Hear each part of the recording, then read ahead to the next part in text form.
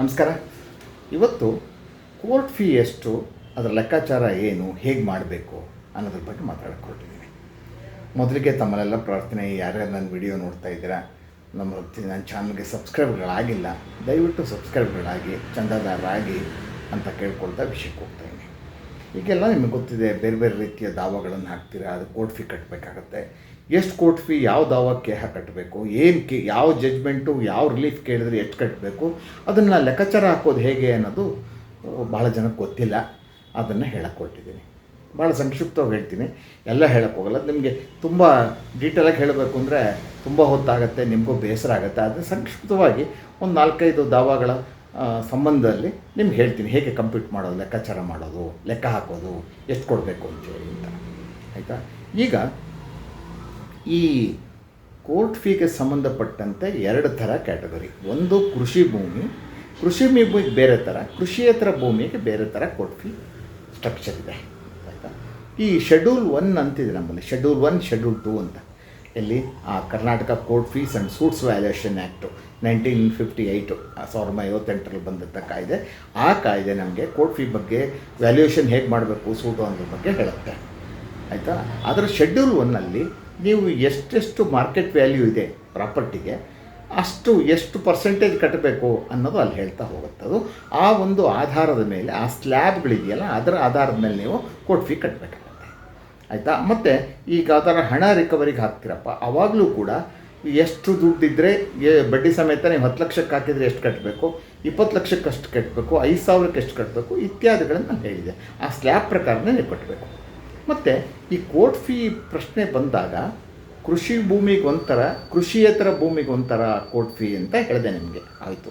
ಇಲ್ಲಿ ನೀವು ಗಮನವಿಡಬೇಕಾದ ವಿಷಯ ಮತ್ತೊಂದು ಇಂಪಾರ್ಟೆಂಟ್ ಅಂದರೆ, ಮಾರ್ಕೆಟ್ ವ್ಯಾಲ್ಯೂ ಇದೆಯಲ್ಲ, ಮಾರುಕಟ್ಟೆ ದರ, ಅದು ಇಂಪಾರ್ಟೆಂಟ್. ಈಗ ನಿಮಗೆ ಗೊತ್ತಿದೆ, ಒಂದು ಪ್ರಾಪರ್ಟಿಗೆ 2 ಥರ ಇರುತ್ತೆ. ಒಂದು ಮಾರ್ಕೆಟ್ ವ್ಯಾಲ್ಯೂ, ಆಯಿತಾ, ಮಾರುಕಟ್ಟೆ ಬೆಲೆ, ಮತ್ತು ಇನ್ನೊಂದು ಗೈಡೆನ್ಸ್ ವ್ಯಾಲ್ಯೂ, ಅಂದರೆ SR valuation, sub registrar valuation ಇದೆಯಲ್ಲ ಅದು. ಈಗ ಸಪೋಸಿಂಗ್ ಒಂದು ಆಸ್ತಿ 25 ಲಕ್ಷ ಮಾರ್ಕೆಟ್ ವ್ಯಾಲ್ಯೂ ಇದ್ದರೆ, ಒಂದು 5ರಿಂದ 8 ಲಕ್ಷ ರೂಪಾಯಿ ಗೈಡೆನ್ಸ್ ವ್ಯಾಲ್ಯೂ ಇರುತ್ತೆ. ನೀವು ಕೋರ್ಟ್ ಫೀ ಕಟ್ಟಬೇಕಾಗಿರೋದು ಗೈಡೆನ್ಸ್ ವ್ಯಾಲ್ಯೂ ಮೇಲಲ್ಲ, ಮಾರ್ಕೆಟ್ ಫೀ ಮೇಲೆ. ಗೊತ್ತಾಯ್ತಾ? ಮಾರ್ಕೆಟ್ ರೇಟ್ ಏನಿದೆ ಅದರ ಮೇಲೆ ಕಟ್ಟಬೇಕಾಗುತ್ತೆ. ಇದು ನಿಮಗೆ ಜ್ಞಾಪಕ ಇರಲಿ. ಆಯಿತಾ? ಈಗ ದಾವಾಗಳನ್ನು ನಾವು ಹಾಕಿದಾಗ ಒಂದು ಕೃಷಿ ಭೂಮಿ ತಗೊಳ್ಳೋಣ ಮೊದಲು, ಹೇಗೆ ಲೆಕ್ಕಾಚಾರ ಅಂಥೇಳಿ. ಈ ಕೃಷಿ ಭೂಮಿಯಲ್ಲಿ ನೀವು ದಾವಾಗಳನ್ನು ಹಾಕಿದಾಗ ಎಷ್ಟು ಕೋರ್ಟ್ ಫೀ ಕಟ್ಟಬೇಕಾಗತ್ತೆ, ಕಂಪ್ಯೂಟ್ ಮಾಡೋದು ಹೇಗೆ ಅನ್ನೋದನ್ನು ನಿಮಗೆ ಈ ಸೆಕ್ಷನ್ 7 ಹೇಳುತ್ತೆ. ಅದು ಹೇಳುತ್ತೆ, ಕೋರ್ಟ್ ಫೀ ಕಟ್ಟಬೇಕಾದ್ದು, ನಾನು ಬಹಳ ಜಾಳ ಹೇಳ್ತಾ ಇದ್ದೀನಿ, ತುಂಬ ಆಳಕ್ಕಿಳಿದು ಲೆಕ್ಕಾಚಾರ ಮಾಡಿ ಅದಲ್ಲ. ನಾವು ಕೋರ್ಟ್ ಫೀ ಕಟ್ತಾ ಭಾಳ ಲೆಕ್ಕಾಚಾರ ಮಾಡಿ ಕೂತು 1-2 ಸಲ ಯೋಚನೆ ಮಾಡಿ ಕಟ್ತೀವಿ. ಇಲ್ಲಿ ಈ ವಿಡಿಯೋಗೆ ನಿಮಗೆ ಎಷ್ಟು ಇನ್ಫಾರ್ಮೇಷನ್ ಬೇಕೋ ಅಷ್ಟು ಮಾತ್ರ ಹೇಳ್ತಾ ಇದ್ದೀನಿ ನಾನು. ಸೆಕ್ಷನ್ 7 ಹೇಳುತ್ತೆ, ನೀವು ಒಂದು ಅಗ್ರಿಕಲ್ಚರ್ ಲ್ಯಾಂಡ್, ಕೃಷಿ ಭೂಮಿಗೆ ಸಂಬಂಧಪಟ್ಟಂಥ ಯಾವುದೇ ದಾವಾ ಹಾಕೋದಿದ್ದರೆ ಅದಕ್ಕೆ ಕೋರ್ಟ್ ಫೀ ಎಷ್ಟು ಕಟ್ಟಬೇಕು ಅಂದರೆ, ಒಂದು ಅದು ಮಾರ್ಕೆಟ್ ವ್ಯಾಲ್ಯೂ ಅಂದರೆ ಅದರ ಅರ್ಥ ಕೃಷಿ ಭೂಮಿಗೆ ಸಂಬಂಧಪಟ್ಟಂತೆ ನೀವು ಅದರ ವಾರ್ಷಿಕ ರೆವಿನ್ಯೂ, ಕಂದಾಯ ಅಂತ ಜ್ಞಾಪಕ ಇಟ್ಕೋಬೇಕು. ಗೊತ್ತಾಯ್ತಾ? ವಾರ್ಷಿಕ ಕಂದಾಯದ 25 ಪಟ್ಟನ್ನು ನೀವು ಕಟ್ಟಬೇಕು. ಗೊತ್ತಾಯ್ತು? ಇಲ್ಲ 1,000, ಯಾವುದು ಜಾಸ್ತಿ ಅಂತ ಹೇಳ್ತೀರೋ ಅದನ್ನು ಕಟ್ಟಬೇಕು. ಅಂದರೆ 1,000, ಸಾಮಾನ್ಯ 1,000ಕ್ಕಿಂತ ಜಾಸ್ತಿ ಆಗಲ್ಲ, ಆದ್ದರಿಂದ 1,000 ಕಟ್ಟಬೇಕಾಗತ್ತೆ.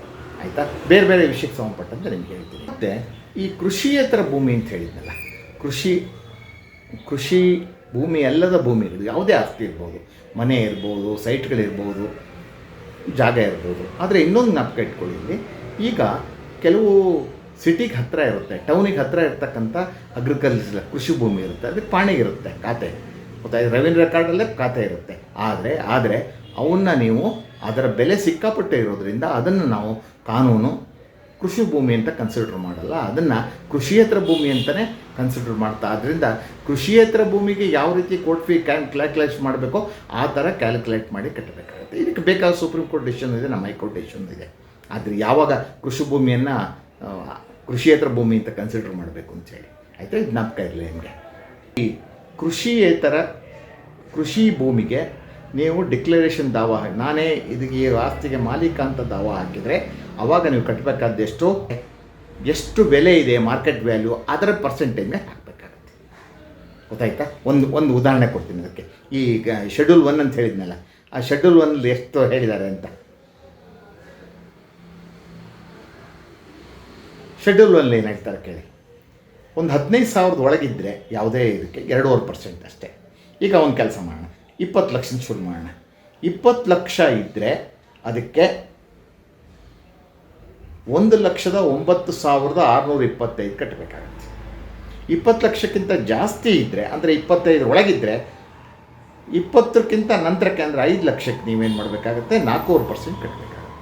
ಇದು ಸ್ಲ್ಯಾಬು. ಉದಾಹರಣೆ ಸುಮ್ಮನೆ ಕೊಡ್ತಾನೆ ಯಾವ ಥರ ಕಟ್ಟಬೇಕಾಗತ್ತೆ ಅಂತ. ಅಲ್ಲಿ ಕಟ್ಟಬೇಕಾಗತ್ತೆ. ಅದು ಕೃಷಿಯೇತರ ಭೂಮಿಗೆ, ಕೃಷಿ ಭೂಮಿ ಬರಲ್ಲ. ಆಯಿತಾ? ಮತ್ತೆ ವಾಪಸ್ ಬರ್ತೀನಿ 24ಕ್ಕೆ ಬರ್ತೀನಿ. ಮತ್ತು ಈಗ ದಾವ ಹಾಕ್ತಿರಪ್ಪ, ಏನು ಡಿಕ್ಲರೇಷನ್ನು ಮತ್ತು ಯಾವುದೋ ಒಂದು ಕಾನ್ಸೆಕ್ವೆನ್ಷಿಯಲ್ ಇಂಜಂಕ್ಷನ್ ಕೊಡಿ ಅಂತ. ಆಯಿತಾ? ಡಿಕ್ಲೇರೇಷನ್ ನಾನು ಓನರ್ ಅಂತ ಡಿಕ್ಲೇರ್ ಮಾಡಿ, ಪ್ಲಸ್ ನಾನು ಈ ಎದುರುಗಡೆ ಪಾರ್ಟಿ ಯಾರು ಡಿಫೆನ್ಸ್ ವಿರುದ್ಧ ನನಗೆ ಇಂಜಂಕ್ಷನ್ ಕೊಡಿ, ಅವರು ನನ್ನ ಆಸ್ತಿಗೆ ಬಂದು ತೊಂದರೆ ಕೊಡದೇ ಇರೋ ಥರ ಅಂತ ಕೇಳ್ತಾರೆ ಅಂತ ಇಟ್ಕೊಳ್ಳಿ. ಅಲ್ಲಿ 2 ಪ್ರೇಯರ್ ಇದೆ, ಡಿಕ್ಲರೇಷನ್ನು, ಕಾನ್ಸೆಕ್ವೆನ್ಷಿಯಲ್ ಇಂಜನ್. ಅವಾಗ ಎಷ್ಟು ಕಟ್ಟಬೇಕಾಗತ್ತೆ? ಮಾರ್ಕೆಟ್ ವ್ಯಾಲ್ಯೂನ 1.5% ಕಟ್ಟಬೇಕಾಗತ್ತೆ. 1/2 ಆಫ್ ದಿ ಮಾರ್ಕೆಟ್ ವ್ಯಾಲ್ಯೂ. ಗೊತ್ತಾಯ್ತಾ? ಈಗ 10 ಲಕ್ಷ ಇದ್ದರೆ ಅದಕ್ಕೆ 1.5% ಕಟ್ಟಬೇಕಾಗುತ್ತೆ. ಯಾವುದಕ್ಕೆ? ಕೃಷಿಯೇತರ ಭೂಮಿಗೆ. ಕೃಷಿ ಭೂಮಿಗೆ ಈ ವಾರ್ಷಿಕ ಕಂದಾಯ ಎಷ್ಟೋ ಗೊತ್ತಲ್ಲ ನಿಮಗೆ, 25 ಪಟ್ಟು ಬರುತ್ತೆ. ಅದಕ್ಕಿಂತ ಕಮ್ಮಿ 1000 ರೂಪೀಸು, ಯಾವ್ದು ಜಾಸ್ತಿನೋ ಅದು ಕಟ್ಟು ಅಂತ ಹೇಳ್ತಾರೆ. ಅಲ್ಲಿಗೆ ಮತ್ತೆ 1000 ಕೃಷಿ ಭೂಮಿಗೆ. ಆಯಿತಾ? ಮತ್ತು 3ನೇದು ಬರೋಣ. ಈಗ ಬೇರೆ ಯಾವುದೇ ದಾವಗಳಿದ್ದರು, ಅಂದರೆ ಅದನ್ನು ವ್ಯಾಲ್ಯೂ ಮಾಡೋಕ್ಕಾಗುತ್ತೋ ಇಲ್ವೋ, ಅಥವಾ ಅದಕ್ಕೆ ವ್ಯಾಲ್ಯೂಷನ್ ಇಲ್ವೋ, ಕಂದಾಯ ಕಟ್ಟಿಲ್ವೋ, ಕಂದಾಯ ಫಿಕ್ಸ್ ಆಗಿರಲ್ಲ ಕೆಲವುದಕ್ಕೆ, ಅದಕ್ಕೇನು ಮಾಡಬೇಕು ಅಂದರೆ 1000 ರೂಪೀಸ್ ಕಟ್ಟಬೇಕು ಅಂತ ಹೇಳ್ತಾರೆ. ಆಯಿತಾ? ಇದೊಂದು ಜ್ಞಾಪಕ ಇಟ್ಕೊಳ್ಳಿ. ಮತ್ತು ಇಂಜಂಕ್ಷನ್ ಸೂಟಿಗೆ ಬರ್ತೀನಿ ನಾನು. ಇಂಜಂಕ್ಷನ್ ಸೂಟಲ್ಲಿ ವ್ಯಾಲ್ಯೂಯೇಷನ್ ಮೇಲೆ ಹೇಳಲ್ಲ ಅವರು. ಕೃಷಿ ಭೂಮಿ ಇರಲಿ, ಕೃಷಿಯೇತರ ಭೂಮಿ ಇರಲಿ, ಅಲ್ಲೇ ಹೇಳ್ತಾನೆ ಆ ಒಂದು ನೀವು ಇಂಜಂಕ್ಷನ್ ಕೇಳ್ತಿರಲ್ಲ ಅದನ್ನು ವ್ಯಾಲ್ಯೂ ಮಾಡಿ ಅಂತಾರೆ. ಆ ರಿಲೀಫಿಗೆ ಒಂದು ವ್ಯಾಲ್ಯೂ ಕಟ್ಟಿ ಅಂತಾನೆ. ನಾವೇನು ಮಾಡ್ತೀವಿ? 1000 ರೂಪೀಸ್ ಕಟ್ತೀವಿ.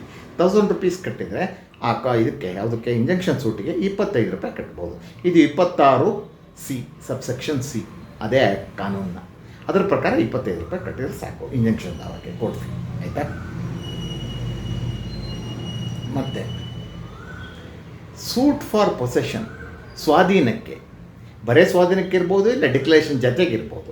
ಡಿಕ್ಲರೇಷನ್ಗೆ ಬೇರೆ ಎಷ್ಟು ಕಟ್ಟಬೇಕು ಅಂತ ಕೇಳಿದ್ದೀನಿ, ಅದ್ರ ಜೊತೆಗೆ ಪೊಸೆಷನ್ ಕೇಳಿದರೆ ಅಂದರೆ ಸ್ವಾಧೀನ, ಅಥವಾ ಇಂಡಿಪೆಂಡೆಂಟ್ ಆಗಾರ ಸ್ವಾಧೀನ ಕೇಳಿ, ಅಥವಾ ಡಿಕ್ಲರೇಷನ್ ಜೊತೆಗಾರ ಕೇಳಿ, ಅವಾಗ ಎಷ್ಟು ಕಟ್ಟಬೇಕಾಗತ್ತೆ ಅಂದರೆ ಮತ್ತೆ 1/2 ಆಫ್ ದಿ ಮಾರ್ಕೆಟ್ ವ್ಯಾಲ್ಯೂ, ಅಥವಾ 1000 ರೂಪೀಸ್. ಕೃಷಿ ಭೂಮಿಗೆ 1000, ಬೇರೆ ಕೃಷಿಯೇತರ ಭೂಮಿಗೆ 1.5% ಬರುತ್ತೆ ಆ ಮಾರ್ಕೆಟ್ ವ್ಯಾಲ್ಯೂ ಮೇಲೆ. ಗೊತ್ತಾಯ್ತಾ? ಮಾರ್ಕೆಟ್ ವ್ಯಾಲ್ಯೂ ಪ್ರಕಾರ. ಮತ್ತು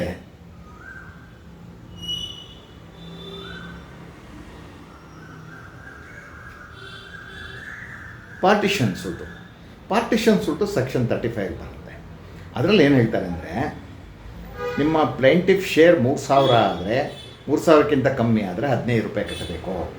ಮತ್ತು 3000ಕ್ಕಿಂತ ಜಾಸ್ತಿ, 5000ಕ್ಕಿಂತ ಜಾಸ್ತಿ ಆದರೆ ಎಷ್ಟು ಕಟ್ಟಬೇಕು ಅಂದರೆ ₹30 ಕಟ್ಟಬೇಕು ಅಂತ ಹೇಳ್ತಾನೆ. ಆದ್ದರಿಂದ ನಾವೇನು ಮಾಡ್ತೀವಿ, ಮ್ಯಾಕ್ಸಿಮಮ್ ಮನಸ್ಸಲ್ಲಿ ಇಟ್ಕೊಂಡು ಎಷ್ಟೇ ದುಡ್ಡಾದರೂ ಕೂಡ ನೀವು ಕಟ್ಟಬೇಕಾ ಮ್ಯಾಕ್ಸಿಮಮ್ ಕೋರ್ಟ್ ಫೀ ₹200.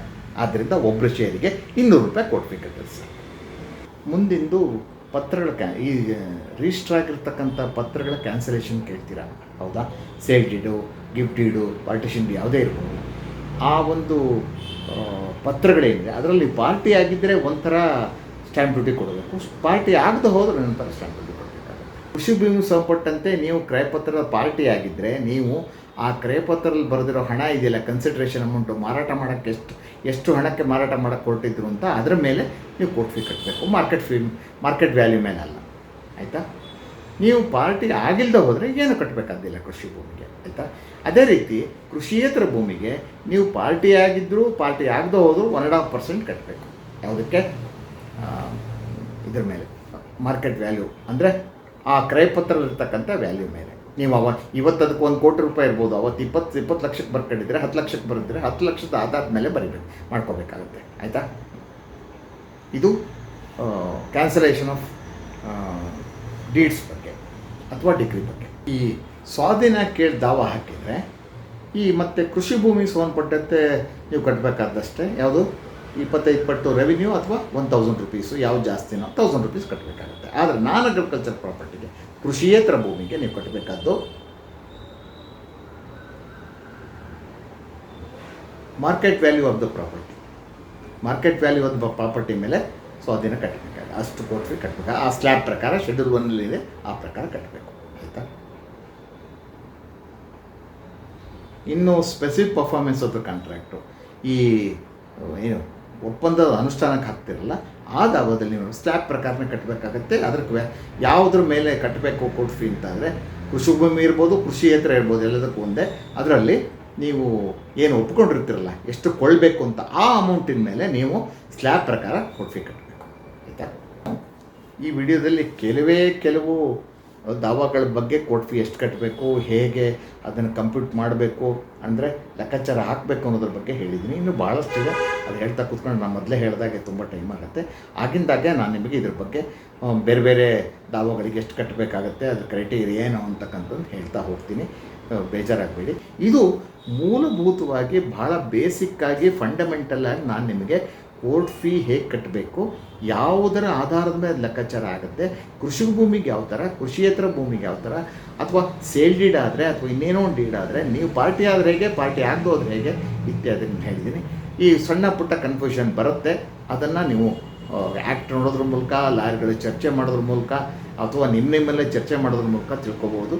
ತಪ್ಪುಗಳಿದ್ದು ನಾನು ಮಾಡೋದ್ರಲ್ಲಿ ತಪ್ಪುಗಳಿರ್ಬೋದು. ಏನಾದರೂ ಕ್ಯಾಲ್ಕುಲೇಷನ್ ನಾನು ತಪ್ಪು ಮಾಡಿದರೆ ಕ್ಷಮಿಸ್ಬಿಡಿ ಅಂತ ಹೇಳ್ತಾ ನಾನು ಮಾತು ಮುಗಿಸ್ತಾ ಇದ್ದೀನಿ. ನಮಸ್ಕಾರ.